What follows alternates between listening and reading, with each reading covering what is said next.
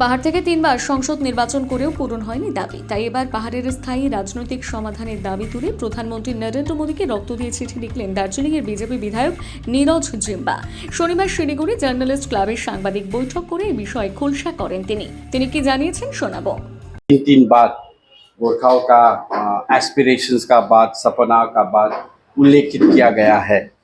तो अभी चौथी बार, फोर्थ टाइम हम लोग दार्जिलिंग से भी ये माहौल है, चुनाव का माहौल हो गया, तो अभी यहाँ से भी चुनाव होना है और दार्जिलिंग का सीट में फिर भी बीजेपी का प्रत्याशी आएगा और बहुसंख्या से जीतेगा। एक नेशनल वेव है, नेशनल मोमेंटम है और पार अछूता नहीं है, क्योंकि एडवर्स परिस्थिति जब था 2009 में, तभी भी यहाँ पे बीजेपी जीता था। 14 में रिपीट हुआ, 19 में रिपीट हुआ और 24 में भी ये संभावना है।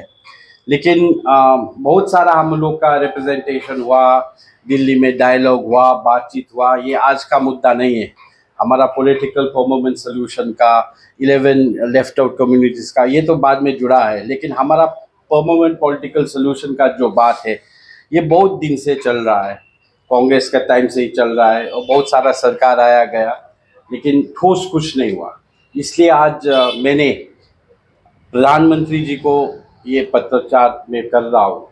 इस पत्रचार का मेन सिग्निफिकेंस क्या है? हर एक आज दिल्ली में प्राइम मिनिस्टर को, होम मिनिस्टर को बहुत लोगों ने पत्रचार किया, मेमोरेंडम सबमिट किया। ये तो 1907 से हिलमन एसोसिएशन ने उस टाइम जो गवर्नमेंट था उन लोगों को भी किया और बाद में ये बहुत हुआ। लेकिन इस बात का सिंबॉलिक इम्पोर्टेंस क्या है कि ये जो पत्र हम लिखा है प्रधानमंत्री जी को, 2 पेज लेटर, ये मैंने अपना ब्लड से, अपना खून से, अपना रक्त से ये लिखा है। तो इसका कंटेंट मैं बताता हूँ अपना खून से। और ये पेन से मैंने लिखा है और मेरा अपना ब्लड सैंपल लेके मैंने ये इसमें जो अपना ब्लड लेके प्रधानमंत्री जी को first time in the political history of Darjeeling कि कोई नेता, कोई एमएलए या कोई लीडर अपना रक्त से, अपना खून से ये चिट्ठी प्रधानमंत्री को मैं दे रहा हूँ।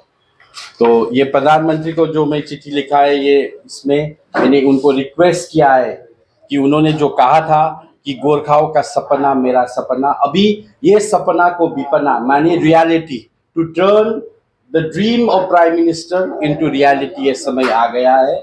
और परमानेंट पॉलिटिकल सोल्यूशन और जो लेफ्ट आउट कम्युनिटीज है गोरखा का, उसके ऊपर जल्द से जल्द एक ठोस निर्णय होना चाहिए।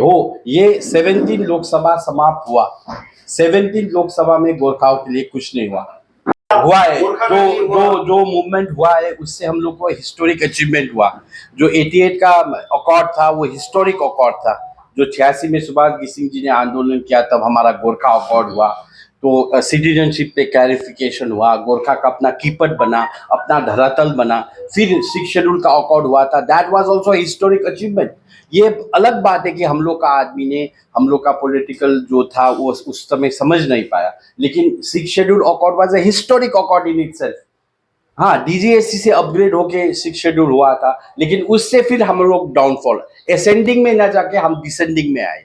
GTA was a historic political blunder, लेकिन हम लोग का हुआ है, लेकिन अपग्रेड होना चाहिए और हमारा परमानेंट पॉलिटिकल सोल्यूशन का समय आया। कांग्रेस था तब कांग्रेस ने किया, अब बीजेपी है, 10 साल था और 5 साल रहेगा। ये 5 साल निर्णायक है, हर एक चीज का सीमा होता है, ये एक सीमा लक्ष्मण रेखा है। इस बार बीजेपी को फर्स्ट टर्म में ये जो फर्स्ट जो गवर्नमेंट बनेगा तभी करेगा, हमारा ऐसा आशा है। इसलिए हमने ध्यान आकर्षण करने के लिए अपना खून से लेटर लिखना पड़ा। आप बीजेपी का एमएलए है, लेकिन आप जो बोल रहे थे वो नहीं, डिमांड जो कर रहे थे वो नहीं मान रहे थे, इसलिए ध्यान आकर्षण करने के लिए एब्सोल्युटली बीजेपी का बहुत सारा मांग है जो कि सरकार से मांग रहे हैं ना। I am from the BJP, but this is a matter of the central government और पॉलिटिकल विल होने से हमारा सब काम हो सकता है। Is this the way to get this thing? This is the way, because पहले जो था पॉलिटिकल फाइट होता था, 80s का दशक में सुभाष सिंह जी ने किया, जो पॉलिटिकल फाइट होता था। अभी पॉलिटिकल गेम का strategy, power solution and knowledge solution, पहले आप आंदोलन करो, हिंसा करो, ये करो, तब संभव था। अभी जो पर्सपेक्टिव है, national perspective, that have change. अभी सिनारियो चेंज है, अभी पॉलिटिकल गेम करके, डिप्लोमेसी से बातचीत करके, नेगोशिएशन करके, ध्यान आकर्षण करके ये सब करना पड़ेगा. And what do you think? What is the permanent political solution? Permanent political solution is not for us to decide, it's for Delhi to decide in the best of national interest.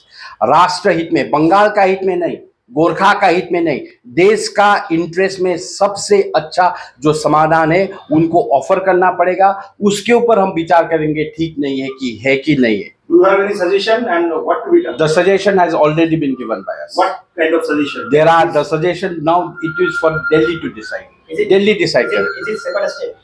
No, I will not say it is separate. It can be anything within the parameters of the Indian Constitution. Bengal को भी ना लगे कि बंगाल को भी चोट ना लगे कि हमारा डिवीजन हो गया, सेपरेशन हो गया. It's not nothing about separation. It is about demerger. It is about demerging something. Historical wrong को right करना है. There has been a historical wrong. That wrong has to be corrected by the central government.